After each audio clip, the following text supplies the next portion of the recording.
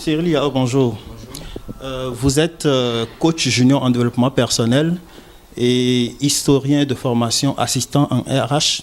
Vous êtes sorti de l'université d'Abidjan nanti d'un diplôme d'études universitaires générales de second degré en histoire, d'un BTS en ressources humaines et en communication. Vous êtes également diplômé du Centre africain d'études supérieures en gestion, communément appelé CESAG. Au CESAG, vous avez décroché votre licence professionnelle en gestion des entreprises et autres associations, n'est-ce pas? Et vous enseignez le développement personnel basé sur les principes religieux, économiques à différentes associations religieuses. Vous êtes l'auteur de cet essai qui est intitulé « Du développement personnel à l'émergence des États africains ». Quel est l'élément déclencheur ou quelle a été la source d'inspiration de ce livre? D'abord, bonjour à tous les internautes de Ciné Plus et bonjour à tous les lecteurs. Donc, je dirais que c'est parti d'abord d'un désir de vouloir contribuer au développement économique des États africains. Et nous sommes posés des questions. Nous avons constaté que l'émergence est devenu un concept clé dans presque tous les pays africains, généralement francophones. Et comment, en tant que manager, en tant que personne prônant le développement personnel, on pouvait contribuer à cela. Et je me suis posé des questions et je me suis dit avec le développement personnel, nous pouvons contribuer à l'émergence des États africains. Une émergence d'abord qui part sur la valorisation des ressources humaines. Et il faut d'abord valoriser ces ressources-là. Et en valorisant nos ressources humaines, on peut réellement contribuer à une émergence. Parce qu'une chose est sûre, il faut contribuer. On peut parler d'émergence en se référant aux indices de développement, aux statistiques et normes internationales. Mais il faut d'abord se baser sur nos ressources humaines, nos valeurs que nous avons, les personnes que nous avons. Et nous pensons qu'avec le développement personnel, nous pouvons contribuer à un développement économique de l'Afrique. Et c'est la raison qui nous a poussé à écrire ce livre, qui nous pensons qu'il peut réellement contribuer au plan du développement économique de nos différents États africains. Alors, le développement personnel, je pense que c'est un terme aujourd'hui très en vogue, mais pour nos internautes, peut-être qu'ils ne savent pas ce que c'est. Est-ce que vous pouvez nous expliquer c'est quoi le développement personnel? D'accord. Donc le développement personnel, c'est un ensemble de moyens, un ensemble de techniques, je dirais même une science qui permet aux individus de prendre conscience non seulement de leur potentiel, de leurs aptitudes intrinsèques, de leur capacité à pouvoir exercer un certain nombre de choses. Donc je dirais il y a des coachs en développement personnel qui ont cette aptitude, ont ce potentiel-là aussi de faire connaître aux individus leurs potentialités, leurs aptitudes, leurs valeurs. Et c'est ce que nous prenons. Et je dirais que le développement personnel, il est né aux États-Unis, mais il prend de l'ampleur maintenant, je dis, dans nos États francophones. Et l'Afrique a sa manière à elle de concevoir le développement personnel. Et c'est ce style de développement personnel que nous prenons. Un développement personnel typiquement africain qui valorise les atouts des Africains en tenant compte de tous les facteurs religieux, socio-économiques, culturels et tout. En tout cas, c'est un livre positif, très optimiste, qui incite à l'action et qui donne également de l'espoir et qui permet, comme parle un homme politique sénégalais, qui permet de libérer les énergies. Et vous dites que de développement personnel, c'est-à-dire de l'autoréalisation de soi, on peut parvenir à impacter le développement économique de son propre pays. Comment cela se passe? Oui, comme je l'explique dans le livre, par l'autoréalisation, les individus peuvent contribuer pleinement au développement économique de l'Afrique parce que nous prenons une émergence basée sur le développement personnel. C'est-à-dire que les individus doivent d'abord connaître leur potentiel. Lorsque les individus d'un pays arrivent à connaître leur potentiel, automatiquement, ils produisent une sorte d'énergie qui est positive et qui contribue au développement économique du pays. Par exemple, lorsqu'on se base sur le style de développement des États-Unis, je dis en réalité le développement économique, sous une définition, sous une approche ressources humaines, c'est le cumul des potentiels actifs des individus d'un pays. Je reprends, le développement économique, c'est le cumul des potentiels actifs des individus d'un pays. Lorsque vous avez dans un pays des individus qui sont actifs, qui sont mobiles de par leur réflexion, automatiquement cela produit un impact sur le développement de ce pays-là. Et les individus cherchent à innover, cherchent à entreprendre, et du coup c'est l'État qui gagne.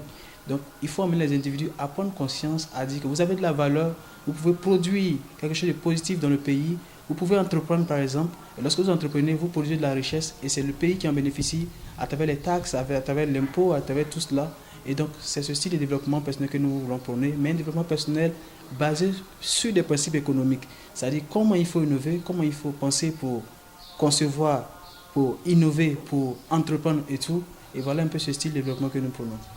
Alors, avant même d'entrer dans le vif du sujet dans votre livre, vous énumérez un peu les éléments du blocage qui sont ceux des Africains qui empêchent, n'est-ce pas, de libérer leur potentiel, de créer, d'être inventifs, de compétir avec d'autres nations.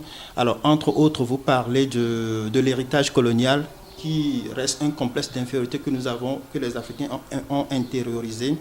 Et le fait qu'on soit dans la perpétuelle accusation de l'autre d'être responsable de ce qui nous arrive, et vous donnez donc les moyens de sortir de cet état-là. Vous demandez notamment aux Africains de pouvoir prendre leur destin en charge en s'ancrant dans leur culture. Oui, effectivement. Donc, le livre, c'est un livre en 3 parties. Donc la première partie, là vous parlez de la première partie. Donc la première partie parle de l'Africain de façon générale. Et nous sommes basés sur le préambule de l'acte constitutif de l'UNESCO qui dit, par exemple, que c'est dans l'esprit des hommes que naissent les conflits. Alors, il faut élever les défenses, la paix dans l'esprit des hommes. C'est-à-dire qu'avant même de penser développement, il faut enlever tout ce qui est frein, tout ce qui est entrave psychologique, tout ce qui constitue des barrières à la pensée économique, à la pensée au développement des individus. Du coup, nous avons réfléchi et nous avons trouvé trois causes principales, 3 causes mentales du sous-développement de l'Afrique. Donc, la perpétuelle accusation de l'Occident, nous accusons toujours l'Occident, et il y a le complexe d'infériorité, et il y a la religion qu'il ne faut pas oublier. Donc, la perpétuelle accusation de l'Occident, il est indéniable qu'avec la traite négrière, avec la colonisation, avec cet impérialisme nouveau que nous vivons actuellement, cette mainmise occidentale qu'on ne peut pas nier, de prendre conscience de tout cela, et de pouvoir réellement connaître nos valeurs et savoir réellement que malgré tout cela, nous pouvons effectivement contribuer à notre développement. Il suffit de nous prendre en charge, de comprendre un certain nombre de choses, de comprendre les réalités religieuses. Comme je le dis, il faut critiquer, mais pas dans le sens de critiquer, mais dans le sens d'améliorer les choses. Le christianisme n'a pas forcément un impact positif sur notre pensée de développement des individus. L'islam, bien sûr, l'animisme et tout. Donc, il faut critiquer nos religions dans le sens où nos religions doivent contribuer au développement économique de nos pays, où nos hommes religieux doivent réellement contribuer au développement économique de nos pays. Et il faut sortir de tous ces complexes, le complexe d'infériorité et tout. Parce que nous avons des grands cadres, les mêmes cadres CELUS, de la même manière que les autres. Et pourquoi, lorsqu'il s'agit de penser au développement économique de l'Afrique, ces cadres-là n'arrivent pas réellement à réussir notre image? Et voilà autant de questions. Et lorsque nous critiquons, mais nous proposons en même temps des solutions. Donc ce n'est pas un livre qui met à nu les failles sans en proposer, mais au contraire, nous proposons des solutions, nous montrons comment nous pouvons contribuer tous au développement économique de l'Afrique si réellement nous prenons conscience de ces fléaux-là, de ces mots psychologiques. En fait. Alors, je veux que nous restons un peu sur l'aspect religieux qui constitue, comme vous venez de le dire, un blocage. Et il s'agit de la mauvaise interprétation ou même de l'instrumentalisation de la religion qui fait qu'on est parfois fataliste ou bien on demeure dans l'immobilisme en disant que ce qui m'arrive, c'est Dieu qui l'a voulu ainsi. Et donc, on ne bouge pas. Quelle place doit donc occuper la religion dans le désir d'émergence, de développement d'un croyant? Vous savez, l'Africain de tout temps a toujours été croyant, a toujours été religieux. Qu'on le nie ou pas, même avant l'entrée du christianisme, de l'islam, l'Africain a une considération particulière pour l'être suprême.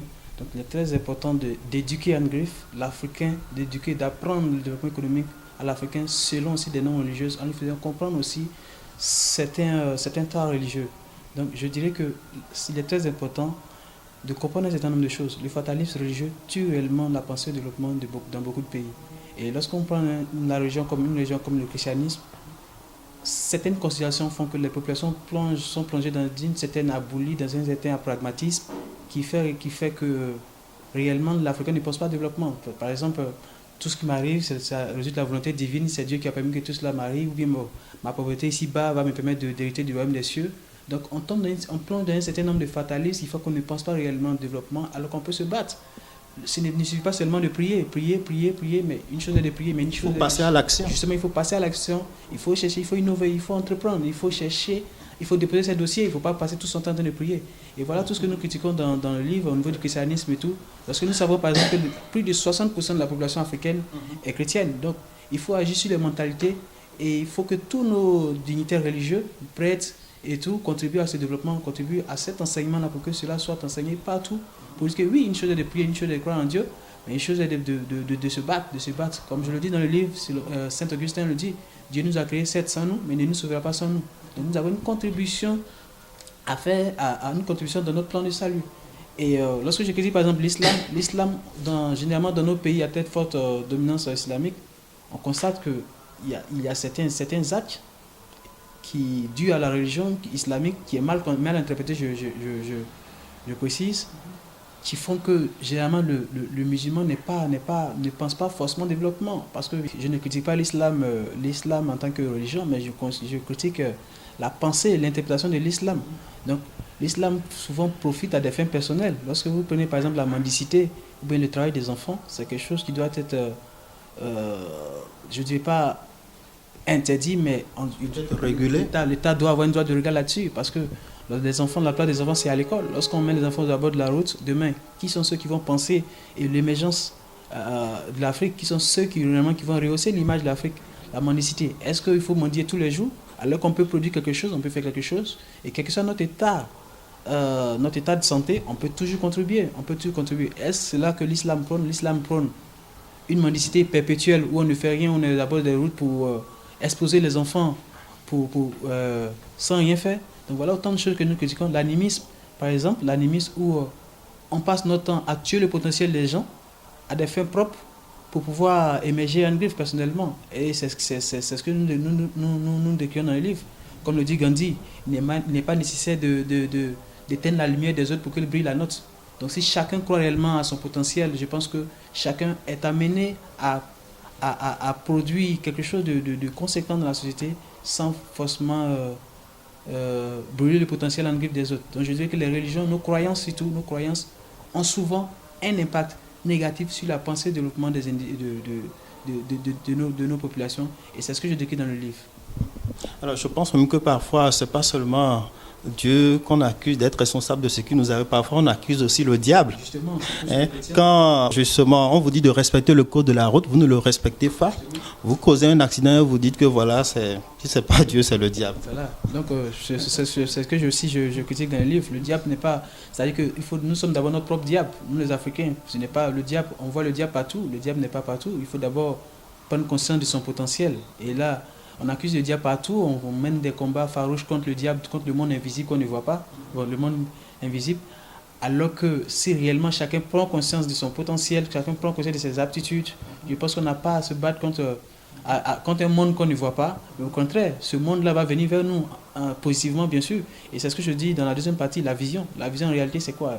La vision c'est capter les réalités du monde invisible et rendre ces réalités visibles, et il n'y a que par la vision qu'on peut réellement avoir des plans des stratégies réelles pour pouvoir innover, pour pouvoir entreprendre. Parce que toute innovation, toute création d'entreprise et tout provient d'abord d'une vision. Et cette vision, elle est matérialisée dans le monde visible par notre détermination, notre désir de vouloir réellement passer à l'action. Alors que si on a une vision qu'on ne pouvait pas passer à l'action, parce que nous sommes dans des considérations religieuses et tout, on bloque du coup notre potentiel, mais aussi c'est l'économie du pays qui est asphyxiée. Et l'État risque de manquer de potentiel réellement actif. Et demain, il faudra qu'on se plaigne que nous sommes réellement tributaires des investissements étrangers parce que nous-mêmes ne contribuons pas pleinement au développement économique de nos pays. Alors justement, en parlant de vision, vous parlez de vision à long terme.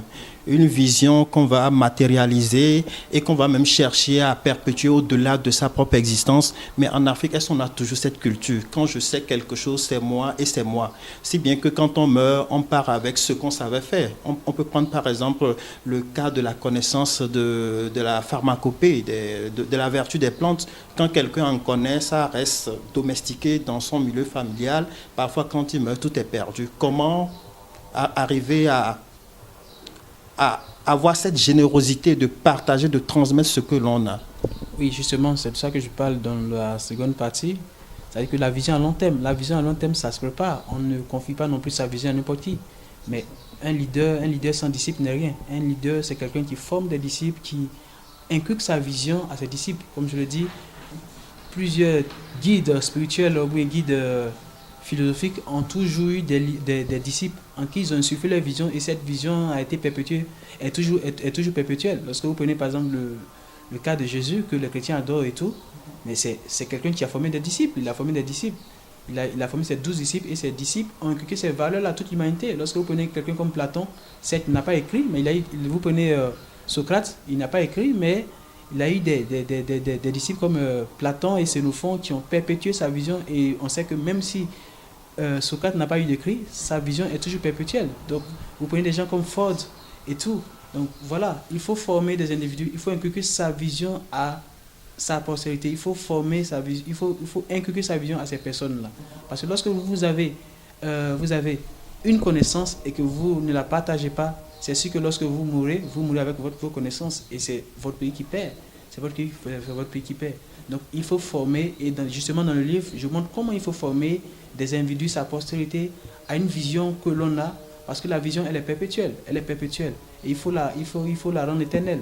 Et c'est ça. Et dans le livre, j'en parle et il faut former des individus. Je montre comment il faut former quelqu'un sur le long terme pour pérenniser sa vision. Alors, vous parlez également de l'entrepreneuriat, vous incitez les jeunes à entreprendre, mais je pense que, aujourd'hui, quand même, de plus en plus, on voit de jeunes Africains qui créent des start-up un peu partout sur le continent. Ici au Sénégal, par exemple, je vois un jeune qui a créé une start-up qui s'appelle Assurance Facile, c'est en ligne et qui défie les majors de l'assurance traditionnelle qui sont là. Il y en a qui créent des start-up dans le domaine de la santé, des cartes de santé pour se soigner un peu partout sur le continent africain. Donc je pense quand même que le mouvement est enclenché. Effectivement, comme vous le dites, cela doit être suivi et amplifié. Je dirais l'entrepreneuriat, c'est l'avenir de l'Afrique. Les start-up, c'est l'avenir de l'Afrique. Et l'État essaie, comme il le peut, de suivre ces individus. Mais comme je dis, si je prends le développement personnel, c'est parce que chacun doit se prendre en charge, chacun doit chercher à innover, doit chercher à entreprendre. Et ces actions sont réellement salutaires et sont à encourager. Et je pense que la jeunesse aujourd'hui a compris, la jeunesse africaine a compris, la jeunesse sénégalaise a compris qu'il faut se battre, qu'il faut innover, qu'il faut penser. Et je pense que ces actions sont à encourager. Et je sais que d'ici une dizaine d'années, on aura des grands entrepreneurs, des jeunes africains qui entreprennent. Et on voit ces compétences qui sortent de ces écoles-là, de ces grandes écoles. Voilà, l'Afrique a un avenir et ces actions sont encouragées.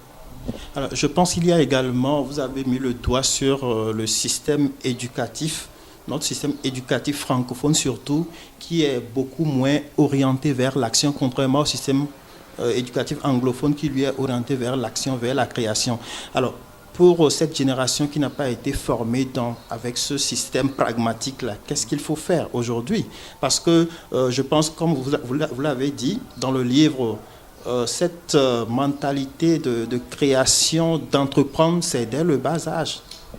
Aujourd'hui, qu'est-ce qu'il faut faire avec cette génération qui a eu ce système francophone dépassé?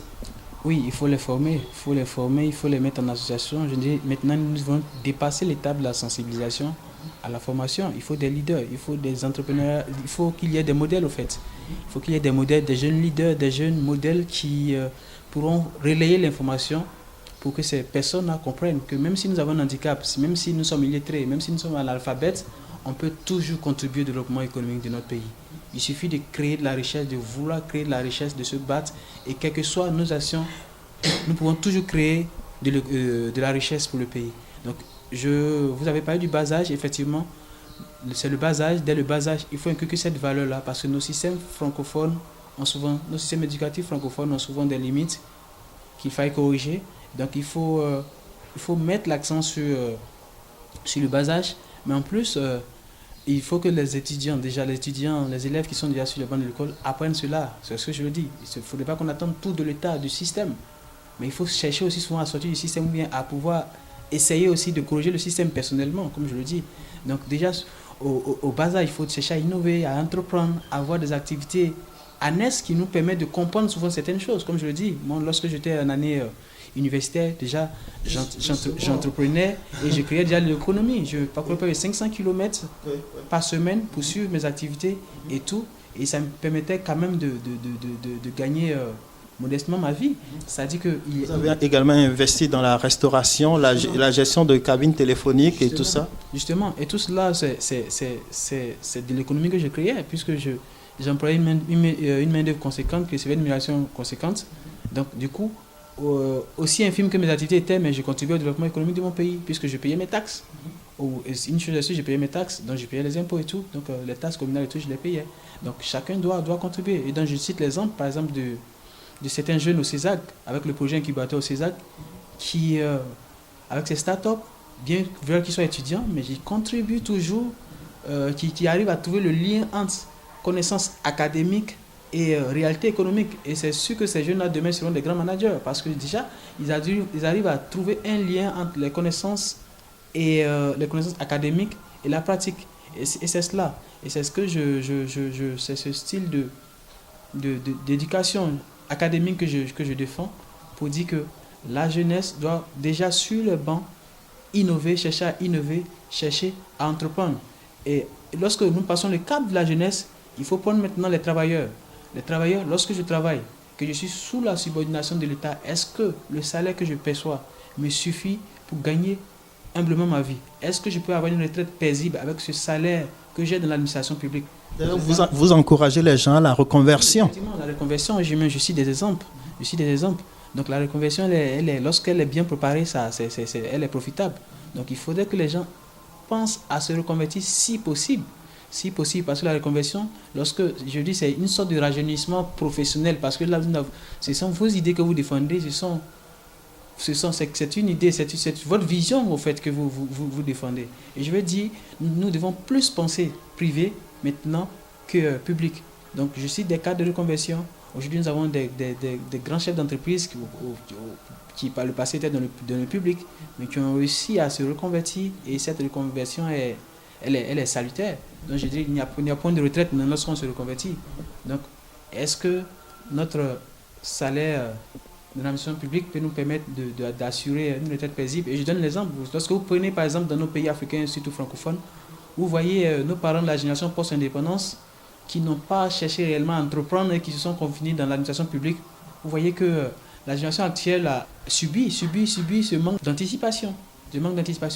Puisque c'est nos parents de la génération post-indépendance n'ont pas cherché à innover, et ils étaient obligés de retenir à la terre. Pour certains, d'autres ne doivent leur salut qu'à la réussite. La terre, c'est pas parfois mal non plus. Hein. Oui, ce n'est pas parfois mal, mais d'abord la terre, ça se planifie. Tout se planifie. S'il faut investir dans une plantation de VA et attendre encore 10 ans, pendant ces 10 ans, il faut investir, ou encore trouver les fonds.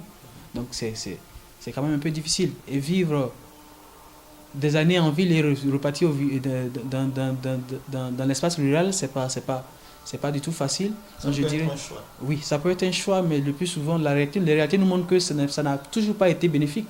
Ça a été souvent vu comme une déchéance personnelle, comme un manque de réussite. Donc je dirais que on doit penser à innover, à se reconvertir, à créer des activités annexes, quand bien même nous étudions des positions de l'administration publique. Je précise que juridiquement, la juridiction nous le permet, bien sûr, puisqu'il y a des professions où on ne peut pas, par exemple, entreprendre, il y a des professions libérales, par exemple, et tout. Alors, à titre personnel, où est-ce que vous en êtes avec le business que vous aviez créé dans votre pays, cabine téléphonique, restauration et tout ça? Qu'est-ce que c'est devenu aujourd'hui? Certains business continuent, d'autres avec les réalités. Et comme je le dis, il faut inculquer sa vision à un certain nombre d'individus, du coup. De bons chiffres d'affaires? Oh oui, mais bon... Peut-être un petit millionnaire discret quelque part? Non, pas du tout, loin de là. Loin de là. Mais je dirais que ça contribue à une aide familiale. Et nous sommes en Afrique, comme je le dis, entreprendre, comme je le dis dans le livre, entreprendre d'abord. L'Américain, même s'il est coach en développement personnel, ne te dira pas, ne peut connaître les réalités africaines. Mais dans le livre, par exemple, je dis, avant d'entreprendre, il faut connaître d'abord les réalités africaines. Il faut connaître les réalités socio-économiques, les réalités sociologiques, les réalités culturelles. Donc il faut rechercher d'abord la bénédiction de ses parents, ce que l'Américain ou le Français ne te dira jamais. Donc il faut rechercher la bénédiction de ses parents, il faut rechercher la bénédiction de sa tribu, de sa classe d'âge par exemple. Donc tout cela. Et donc lorsqu'on crée un business, le business continue, mais il appartient maintenant à la famille. Alors, nous parlons d'entrepreneuriat, nous parlons de formation de jeunes, mais il y a à l'échelle du continent des personnes analphabètes qui ne savent ni lire ni écrire, qui sont aujourd'hui des capitaines d'industrie. Je peux vous citer un certain Diallo Sadaka en Guinée, un certain Kanazoé, qui est spécialisé dans le BTP, qui fait un peu partout des routes en Afrique. Je peux vous citer ici un certain Samba Djei, qui est importateur de riz. Bon, comment vous expliquer ça? Eux, ils n'ont pas été formés et ils n'ont pas étudié pour savoir planifier des choses, mais bon, ils entreprennent et ils réussissent avec brio. Oui, en réalité, c'est ce que l'Africain doit comprendre. L'entrepreneuriat n'a rien à voir avec le bagage intellectuel. Le bagage intellectuel contribue à pouvoir mieux planifier sa vision, à pouvoir mieux concrétiser. Vous donnez des exemples, mais on peut même donner dans le secteur informel. Le secteur informel, à 80%, est constitué de personnes analphabètes. Mais ces personnes créent de l'économie, arrivent à s'en sortir.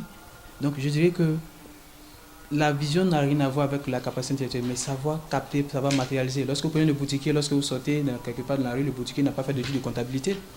Il ne connaît rien de la comptabilité dans l'économie, mais il sait comment gérer, les actifs et les passifs et tout. Donc je vais dire, il faut encourager cela, ces actions sont encouragées, et comprendre, l'Africain doit comprendre que quel que soit notre handicap actuel, je dirais intellectuel et tout, on peut toujours créer de l'économie, on peut innover, on peut entreprendre, on peut faire tout ce qu'on peut faire. Et il suffit de croire en soi, de croire en ses valeurs, de croire en ses capacités pour dire oui, je peux créer quelque chose pour mon pays, oui, je peux faire quelque chose pour ma famille, oui, je peux faire quelque chose pour ma propre personne, oui, je peux contribuer au développement économique de mon pays, oui, il suffit que je croie en mes potentiels, en mes capacités, et tout cela est possible. Donc, je le dis, je le répète, l'esprit entrepreneurial n'a rien à voir avec les connaissances académiques, les connaissances intellectuelles, mais c'est juste que ces connaissances-là permettent de mieux planifier, de mieux comprendre l'entrepreneuriat et de mieux planifier nos visions. Dans le livre, vous parlez toujours de notre mentalité qui est un blocage pour nous. Est-ce que aujourd'hui les Africains auraient besoin d'une cure de thérapie globale pour vraiment passer à l'action? Oui, effectivement, les Africains ont besoin de leaders. Ont besoin d'être formés, ont besoin de leaders, de grands leaders, des leaders qui savent réellement faire savoir leur potentiel, leurs vraies valeurs. Et il n'y a que par cela que l'Africain pourra comprendre un certain nombre de choses. Comment cela doit se faire? Oui, des leaders, des personnes qui déjà ont une expérience, qui ont un vécu, qui maîtrisent l'environnement économique, l'environnement culturel. Et dans certains pays, cela a déjà commencé. Lorsque vous prenez les chefs traditionnels et tout, qui contribuent à leur manière à la sensibilisation de la population et tout. Donc il faut des leaders, mais pas des leaders qui sont influencés par l'environnement politique du pays. Et c'est très important. Parce que lorsqu'on est influencé par le politique, tout est biaisé. Tout est biaisé, tout est biaisé. Donc il faudrait des vrais leaders qui font comprendre aux Africains leurs vraies valeurs. Et je pense qu'il n'y a que par cela que l'Africain pourra comprendre un certain nombre de choses. Et il faut sortir aussi d'un certain nombre de considérations, je dirais, occidentales. Il faut revenir à nos sources, revenir à nos valeurs et chercher à se développer avec nos valeurs que nous avons déjà. Alors, je pense, dans le livre, vous dites que le développement est souvent appréhendé sous l'angle économique et soutenu par des chiffres qui viennent d'autres instances, parfois internationales, et pas seulement. Vous dites que le développement doit prendre en compte d'autres facteurs comme nos réalités locales, environnementales. Voilà. Les ressources humaines, je pense, aujourd'hui, ça ne manque pas sur le continent, mais plutôt comment en faire un réel moteur de développement, c'est ça le problème. Parce qu'on a des potentiels dans tous les secteurs d'activité.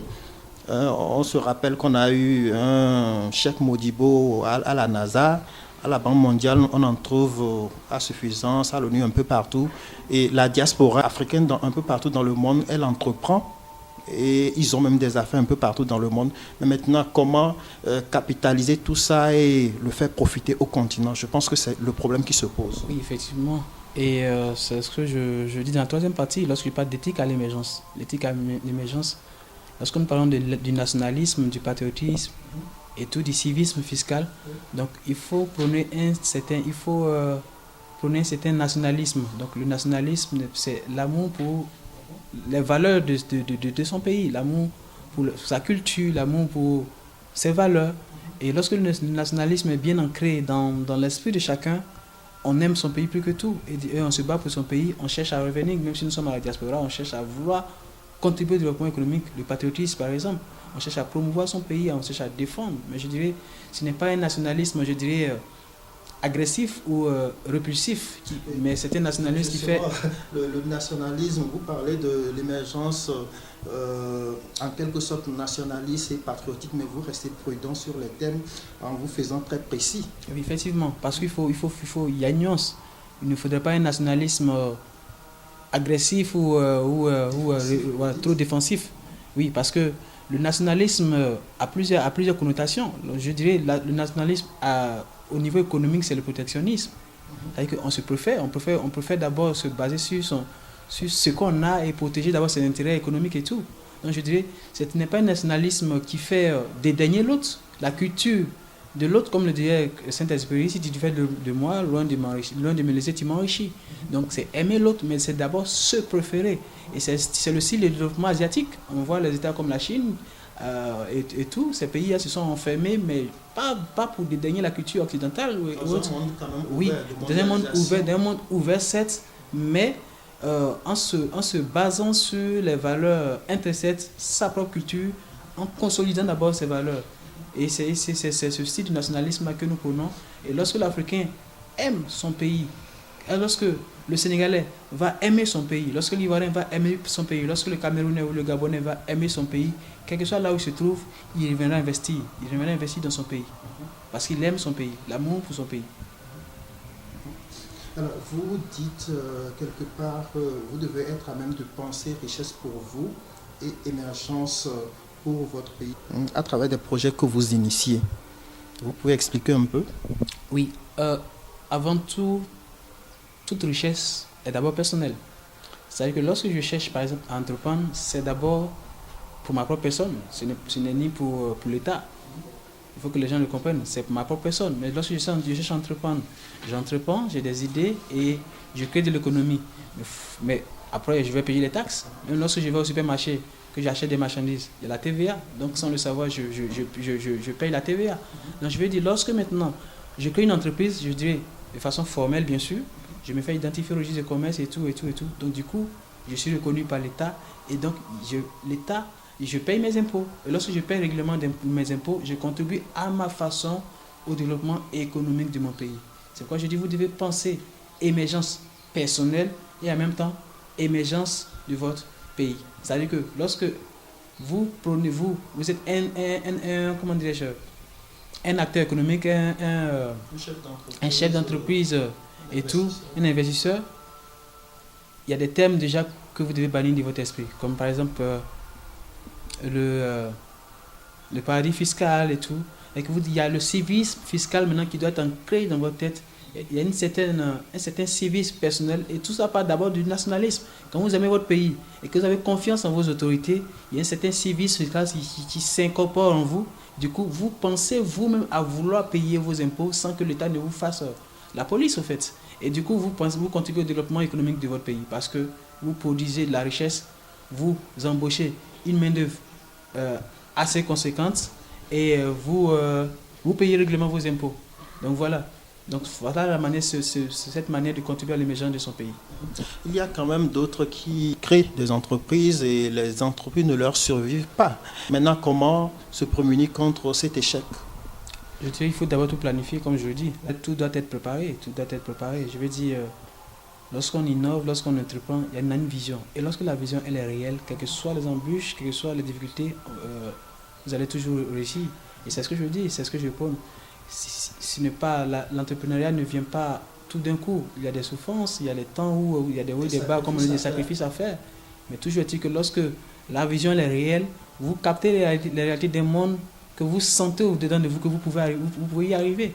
Donc il faut arriver à atteindre ce objectif. Et comme je le dis dans une partie, on ne peut pas tout faire à la fois aussi. D'accord? Mais comme je dis, même si vous avez des projets aussi grandioses, mais il faut chercher à réaliser ces projets-là un à un.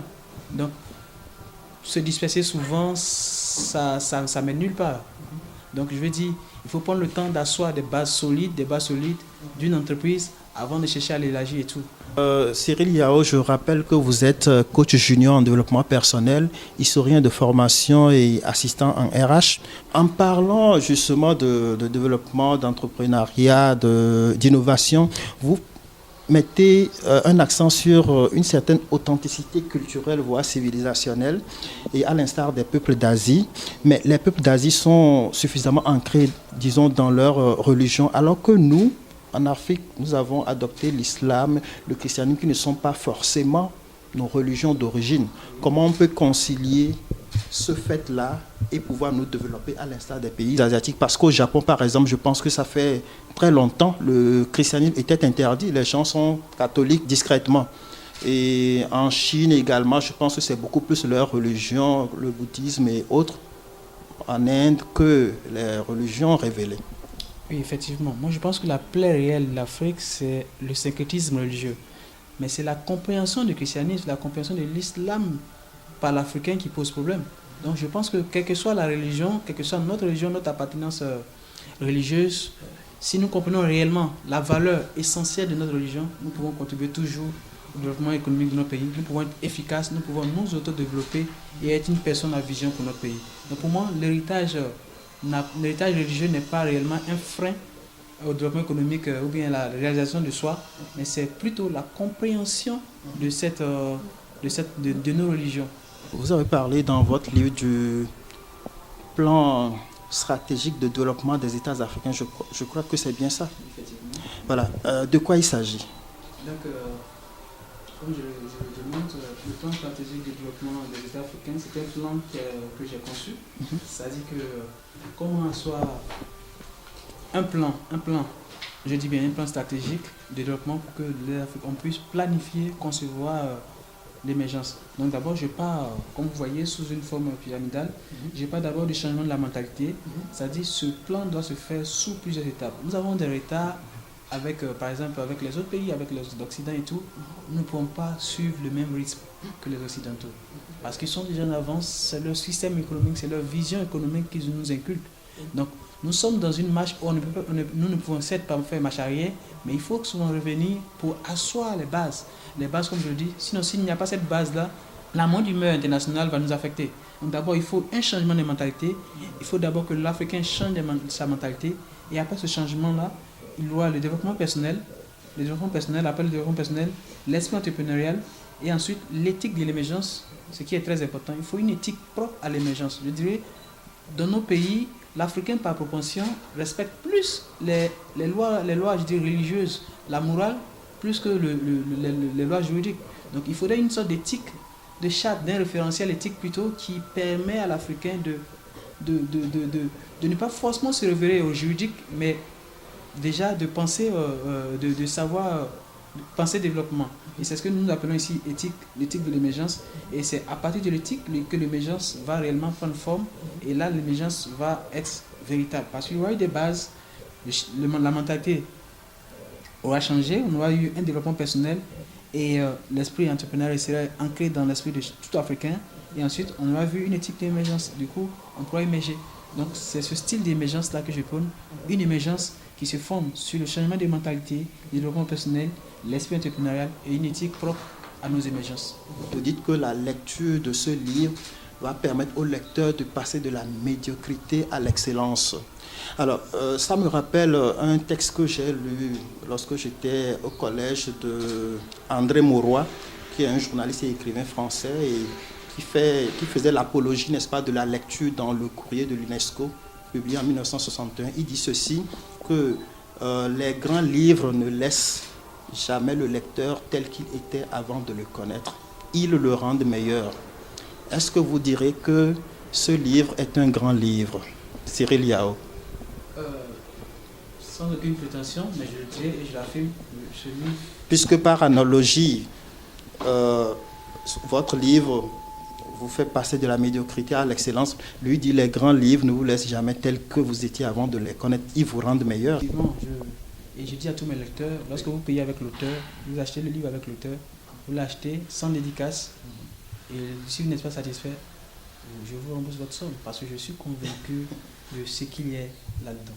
Et vous serez convaincu, vous aurez ces livres-là, vous allez vouloir le garder parce que c'est un livre c'est une sorte de Bible économique. Vous le lisez et vous avez toujours envie de le relire. Ce n'est pas un roman, ce n'est ni une fiction où vous avez terminé l'histoire. Vous avez toujours besoin de lire et de comprendre encore certaines réalités. Revenir sur certains faits de vie, certaines réalités pour qu'on comprenne. Par exemple, il y a des exercices comme le leadership, les 10 valeurs du leadership qu'un leader doit incarner pour perpétuer sa vision et tout. Donc vous avez toujours besoin de regarder ces 10 valeurs pour voir si vous avez respecté ces 10 valeurs, est-ce que vous êtes à quel niveau et tout. Donc je suis convaincu, chers lecteurs, chers internautes, que lorsque vous allez lire ce livre va impacter positivement votre vie. Vous allez voir que voilà, vous ne serez plus le même, vous serez transformé positivement, économiquement et tout. Votre vision du monde, votre vision de l'Afrique, votre vision de votre pays, votre image même personnelle va changer grâce à ce livre. Et je suis convaincu. Alors, il y a également des choses que vous avez dites dans le livre, dont je parlais quelque part de la contemplation, du silence et même de la pratique du yoga. Oui. Qu'est-ce que tout cela peut apporter? C'est très important. Lorsque je me souviens, j'étais à une ambassade et on m'a eu à me demander est-ce que vous êtes un guide spirituel? Je dirais à la fois oui et non, mais il faut le développement économique, avant tout, il faut tenir compte des réalités du monde invisible, et du monde invisible, comme le dit Platon, du monde intelligible. Il faut tenir compte d'un certain nombre de facteurs. Et la prière a un impact positif sur notre pensée et développement. La contemplation a un impact positif sur notre pensée et développement. Et tous ces éléments-là contribuent à asseoir des bases solides. Le silence a un impact positif sur notre pensée et développement. Toute chose, il faut s'asseoir et planifier. Et il faut un silence, il faut un temps de silence où on réfléchit à un certain nombre de choses pour mieux asseoir ces choses-là. Donc ce n'est pas un livre qui fait l'apologie d'une certaine religion ou qui veut vous amener dans une certaine pensée philosophique ou religieuse, mais ces éléments sont très importants et même si nous les ignorons, nous les faisons sans nous en rendre compte. Et c'est cet apport-là et cette jonction-là de la religion, de nos différentes religions, de notre pensée, de notre bien-être personnel, de cette thérapie religieuse-là que j'apporte. Et c'est très important lorsqu'on veut penser développement, de penser positivement. Par exemple, la contemplation, la nature, comment attirer les zones positives de la nature. Développer une attitude positive, on nous le dit certes à l'église sans nous en rendre compte. Lorsqu'on dit, bon, ayez la foi, mais en réalité, on ne nous dit pas les profondeurs de la foi. Quelle est cette mentalité positive, quelle est cette attitude positive que nous devons développer? Et comment il faut perpétuellement développer cette attitude positive. Et c'est tout cela que je dis, je mets à nu un grip dans ce livre. Alors, Cyril Yao, vous êtes également enseignant de musique? Oui, je n'aime pas trop en parler parce que ça, c'est un peu du bénévolat que je fais. Mais je suis aussi maître de chœur, auteur d'un album religieux. Voilà, donc chef de chœur partout où je passe. C'est une partie du monde que je ne parle pas beaucoup. Voilà, mais je suis aussi auteur et tout. Et c'est un affaire personnelle. Alors, je vais vous poser une question qui va peut-être vous étonner. Pourquoi les animaux aiment-ils la musique? Vous savez que les animaux s'intéressent à la musique? Mais la musique, par définition, on sait que la musique a-dessus les mœurs. La musique a-dessus les mœurs et les oiseaux chantent. Les oiseaux chantent chaque jour, chaque matin, les oiseaux chantent et tout. Et les oiseaux vouent un culte à l'aide spirituel. Donc c'est très important. Donc, les oiseaux savent que pour un équilibre, il faut chanter, il faut des louanges, il faut dire merci au Créateur. Et c'est ce que je dis dans le livre. Et ceux qui ne chantent pas, les animaux qui ne chantent pas, ils écoutent. Les vaches, les chats, les félins. Les chiens écoutent, ils écoutent et nous ne maîtrisons pas réellement aussi le monde. On ne sait pas réellement si... Voilà. Est-ce que lorsque le chien aboie, est-ce que ce n'est pas une musique à sa manière, ce n'est pas une mélodie, puisque l'aboiement d'un chien peut se mesurer en son. C'est un son qu'il émet au fait. C'est un son, donc tout est mesurable. Donc je veux dire, tout est mélodie dans le monde. Tout est mélodie. Même la poésie, c'est une mélodie intellectuelle. Donc je dis... La musique, c'est du bruit qui pense. Oui, la musique, c'est comme le disait l'autre, c'est lorsque nous n'avons plus de mots que la musique, c'est là où commence la musique. Donc la musique, elle est essentielle à l'homme. La musique fait partie intégrante à l'homme. Et lorsque vous prenez les livres religieux, vous prenez la Bible, on vous dit par exemple que Dieu, les anges ne font que l'adorer, le louer. Voilà, avec des hymnes, des cantiques. Voilà. Donc la musique, elle est essentielle à l'homme. Et tout homme vit la musique, tout homme doit sentir la musique. Voilà. Sauf que les animaux, il semble que ils n'écoutent pas, ou alors qui n'aiment pas certaines musiques qui peuvent être violentes. Et parfois, quand nous, on a des animaux à la maison, on a tendance à leur habituer à nos goûts musicaux qu'ils n'aiment pas forcément. Et si c'est une musique qu'ils n'aiment pas, c'est que ça va produire un effet négatif sur eux. Et par contre, dans de grandes fermes de pays développés, on fait écouter de la musique, on fait écouter ça à des vaches et il semble que ça, c'est bien pour eux. Ils produisent de la bonne chair et ils donnent du bon lait. Effectivement, est toujours bénéfique, et même pour nos enfants. Un enfant, bercer l'enfant avec la musique, ça lui permet de bien dormir et tout, et donc la musique, elle est toujours essentielle. Voilà.